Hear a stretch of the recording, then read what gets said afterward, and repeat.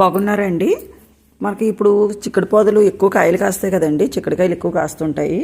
మనం చాలా జాగ్రత్తగా మెయింటైన్ చేయాలండి. దీనికి ఒక పందిరి వేయాలి, చిన్న పందిరైనా సరే వేసుకోవాలి. ఎందుకంటే మార్చి నెల వరకునే కదండి, ఫిబ్రవరి వెళ్ళిన తర్వాత మార్చి, ఏప్రిల్ నెలలో ఉగాది వెళ్ళిన తర్వాత చిక్కుడు పొద ఉంచుకోకూడదు, తీసేయాలంటారు కదండి. మరి పెద్దలు అంటారు, నాకైతే తెలియదు, మా అమ్మగారు చెప్పారు నాకు. మా ఇంటి పక్క వాళ్ళకి చిక్కుడు పొదలు ఎప్పుడు ప్రతి సంవత్సరం కూడా పెట్టుకుంటూ ఉంటారు.